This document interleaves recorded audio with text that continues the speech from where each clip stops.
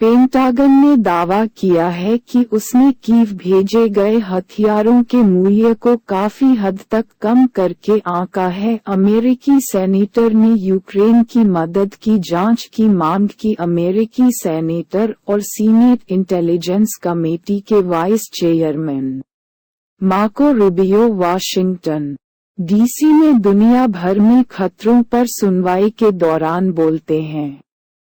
अमेरिकी senator Marco Rubio ने Washington द्वारा यूक्रेन को प्रदान की गई सहायता की व्यापक समीक्षा की मांग की है।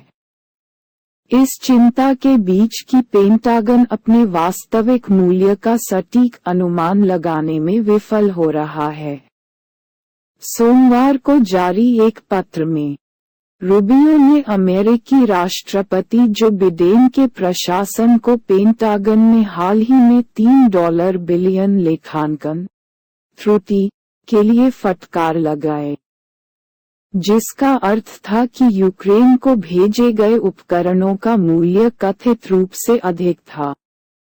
हालांकि फ्लोरिडा के सेनेटर के अनुसार विपरीत वास्तव में सच हो सकता है, क्योंकि पेंटागन ऐसा प्रतीत होता है कि अब उपकरण के मूल्यह्रास मूल्य का उपयोग कर रहा है समस्या को ठीक करने के लिए। रूबियो ने अनुरोध किया है कि सरकारी जवाबदेही कार्यालय 1 वर्ष से अधिक समय पहले रूस के साथ संघर्ष शुरू होने के बाद से यूक्रेन को प्रदान किए गए सभी उपकरणों की पूर्ण समीक्षा करे। सेनेटर ने कहा, ये सुनिश्चित करेगा कि अमेरिकी करदाता अमेरिका और उसके हितों की रक्षा के लिए आवश्यक उपकरणों को बदलने के लिए एक बड़ा बिल नहीं ला रहे हैं। पेंटागन यूक्रेन की भ्रष्टाचार की समस्या से अच्छी तरह वाकिफ है।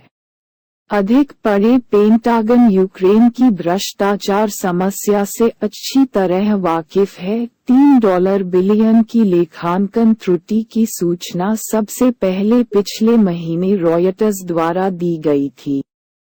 बाद में पेंटागन द्वारा इसकी पुष्टि की गई, जिसमें बताया गया कि अमेरिकी अधिकारियों ने यूक्रेन बाध्य उपकरण का मूल्यांकन इस आधार पर किया था कि वस्तुओं को उनके वर्तमान मूल्य के बजाय पूरी तरह से बदलने में कितना खर्च आएगा।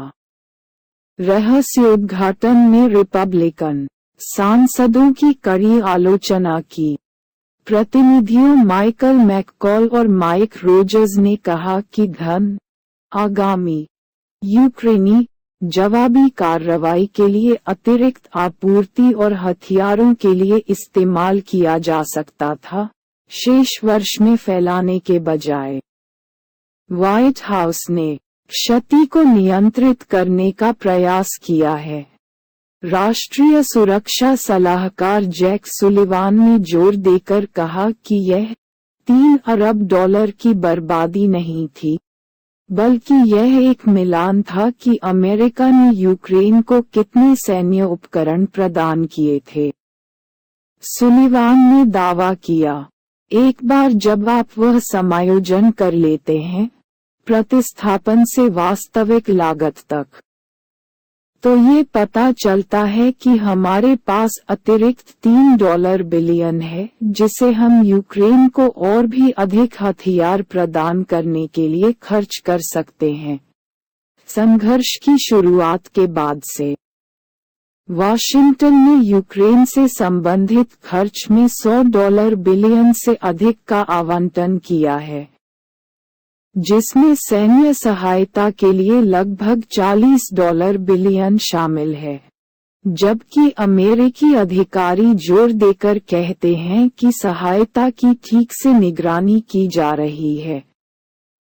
कई रिपब्लिकन ने ऑडिट के लिए कहा है। समीक्षा के मुख्य समर्थकों में से एक प्रतिनिधि मार्जोरी टेलर ग्रीन ने तर्क दिया कि अमेरिकी नागरिकों को पता नहीं है कि यह सारा पैसा कहां जा रहा है, और दक्षिण अमेरिकी देश इक्वाडोर में एक बुजुर्ग महिला ने शोक मनाने वालों को चौंका दिया, ये पता चलने के बाद कि वह अभी भी जीवित थी, जबकि उसे दफनाने की तैयारी कर रही थी। ये तब हुआ जब बाबाहोयो शहर में एक अस्पताल के डॉक्टर ने 76 वर्षीय महिला को संदिग्ध स्ट्रोक के बाद मृत घोषित कर दिया।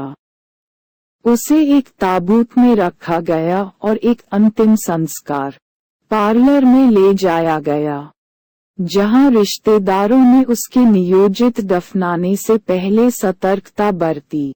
जब लगभग 5 घंटे के बाद उन्होंने अंतिम संस्कार से पहले अपने कपड़े बदलने के लिए ताबूत खोला, तो महिला ने हवा के लिए हौंफना शुरू कर दिया। उन्होंने कहा कि मृत्यु प्रमाण पत्र भी जारी किया गया था, जिसमें कहा गया था कि स्ट्रोक के बाद कार्डियोपल्मोनरी अरेस्ट से पीड़ित होने के बाद उन्होंने दम तोड़ दिया था। महिला बेला मोंटोया आधिकारिक तौर पर मृत घोषित होने के बाद जीवित होने वाली एकमात्र व्यक्ति नहीं है। फरवरी में एक 82 वर्षीय महिला को न्यूयॉर्क राज्य में एक शवदाह गृह में लेटे हुए सांस लेते हुए पाया गया था। उसे 3 घंटे पहले एक नर्सिंग होम में मृत घोषित कर दिया गया था।